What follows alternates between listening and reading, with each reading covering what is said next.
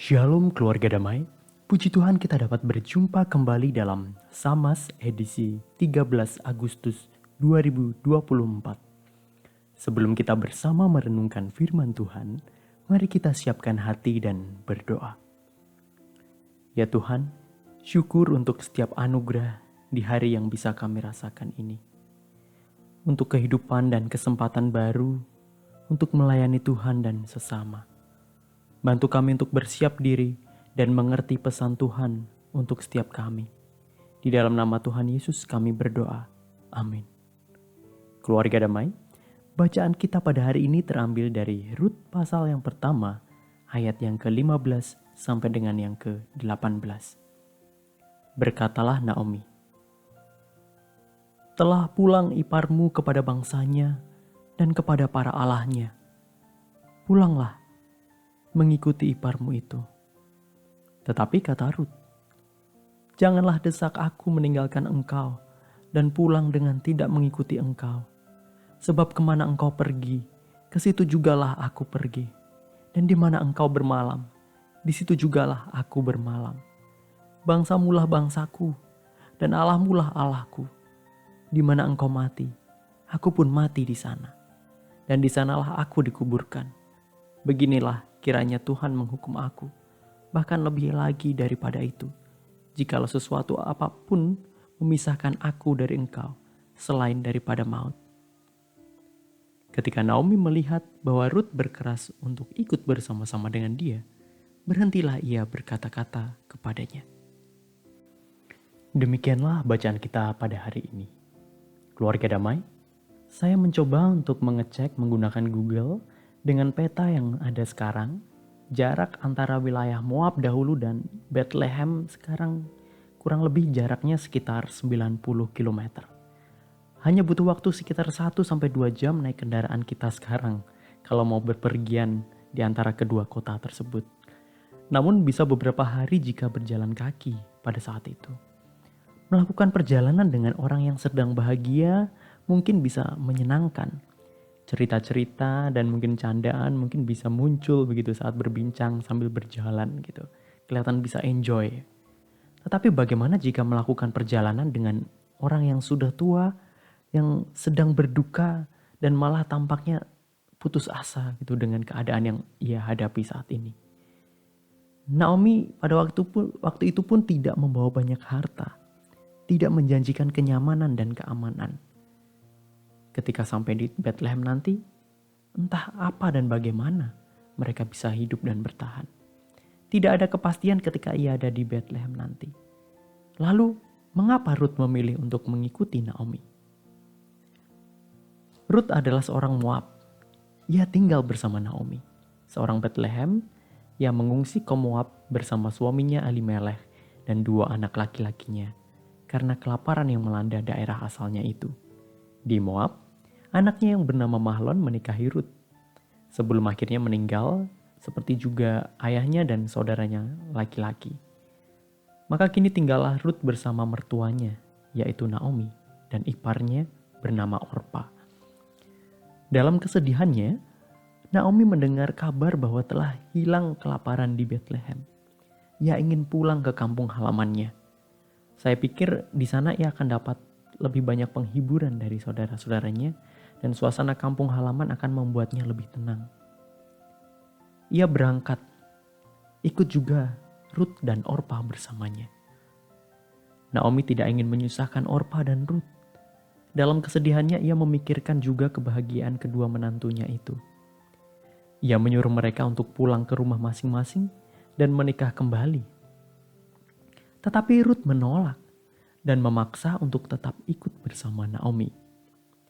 Karena ngototnya Rut, kisahnya pun berlanjut. Seorang Moab yang mengikuti Naomi pergi ke tempat yang asing. Berkomitmen menjadikan bangsa Naomi sebagai bangsanya. Dan Allahnya sebagai Allahnya juga. Ia pun memilih menjadi orang asing. Meski tanpa sesuatu yang bisa jadi pegangan dan jaminan buat dia. Hanya Naomi dan kasihnya kepada Naomi saja yang selalu ia pegang. Setelah perjalanan yang melelahkan, akhirnya tibalah Rut sebagai orang asing di Bethlehem. Karena butuh makanan, dia meminta izin kepada Naomi dan berusaha untuk mendapatkan makanan bagi mereka. Ia mulai mengais sisa-sisa gandum di ladang milik kerabat suami Naomi yang bernama Boas. Berjalan di belakang para pekerja yang memanen gandum, ia mengambil bulir-bulir yang mungkin terlewat dari sabitan para pekerja itu. Hingga akhirnya kebaikan hatinya didengar oleh Boas. Boas mendengar cerita tentang Naomi dan Ruth. Bagaimana Ruth dengan setia meninggalkan bangsanya, keluarganya, dan mengikuti Naomi, menemani Naomi. Lalu ia mengizinkan Ruth dan memberikan kepadanya juga makanan dan minuman. Karena masih kerabat dengan Elimelech, suami Naomi, maka Boas juga memiliki tanggung jawab dan hak untuk jadi penebus, yang berarti ia bisa membeli tanah milik almarhum Elimelech dan menikahi Ruth. Singkat cerita, Boas melihat dan mengetahui tentang bagaimana Ruth menunjukkan kasihnya kepada Naomi tadi dan semua perjuangan serta pengorbanan yang ia berikan. Nampaknya itu membuat hati Boas tertarik kepada Ruth. Hingga akhirnya pun menikahi Ruth. Boas dan Ruth melahirkan seorang anak bernama Obed. Obed selanjutnya mempunyai anak bernama Isai. Isai adalah ayah dari Daud yang kemudian menjadi raja yang mulia bagi Israel. Dan keturunan Daud dalam generasi-generasi selanjutnya adalah Kristus Yesus, Raja dan Juru Selamat kita. Keluarga damai, kisah tentang Ruth akan berhenti bila ia memutuskan untuk meninggalkan Naomi dalam perjalanannya kembali pulang ke Bethlehem. Namun cinta kasih yang ditunjukkan Ruth lah yang membuat jalan cerita yang berbeda. Bahkan hingga masa yang jauh ke depannya. Cerita tentang Ruth menjadi penanda tentang bagaimana Allah bisa menghadirkan karya penebusan dan penyelamatannya melalui orang yang tampaknya asing. Cerita Ruth juga menyampaikan bahwa misi Allah, keselamatan dari Allah, tidak hanya untuk dan terbatas kepada suatu bangsa saja, melainkan bangsa-bangsa lain juga. Tetapi pertanyaannya, apakah Ruth menyadari bahwa pilihan dan tindakannya itu akan mengubah dan menjadi berkat bagi dunia di masa yang akan datang? Bahwa juru selamat dunia akan lahir dari keturunannya, asalkan ia mau pergi bersama Naomi? Saya rasa tidak. Ruth tidak mengetahui semua hal itu. Ruth hanya memilih untuk tetap pada pendiriannya, tetap pada kasihnya, dan mengambil tindakan dengan dasar kasihnya tersebut. Coba saja kalau Ruth memilih untuk tetap tinggal di Moab dan menikah dengan orang Moab. Tentu tidak akan lahir Obed hingga tidak akan muncul yang namanya Raja Daud. Keluarga damai, ada istilah the butterfly effect. Dikenalkan oleh seorang ahli meteorologi bernama Edward Lorenz. Dalam teorinya, Lorenz menggambarkan tentang efek dari kepakan sayap kupu-kupu yang ringan di sini mampu menimbulkan tornado di belahan dunia yang lain. Hal ini merujuk pada pemahaman bahwa suatu tindakan kecil dapat mempengaruhi kehidupan seseorang, bahkan mempengaruhi dunia. Ada hal-hal yang mungkin tidak terlihat dampak besarnya secara langsung pada saat itu juga. Tapi dampaknya yang besar dapat muncul pada waktu dan tempat yang berbeda. Sama seperti kisah Ruth yang bukan seorang ratu dan penguasa dunia.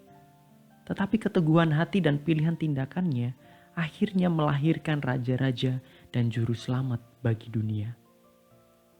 Nah, belajar dari kisah Ruth, kiranya kita bisa juga terus bersiap untuk menjalankan misi Allah dengan memilih untuk tetap tinggal dalam kasih kita pada Tuhan dan sesama.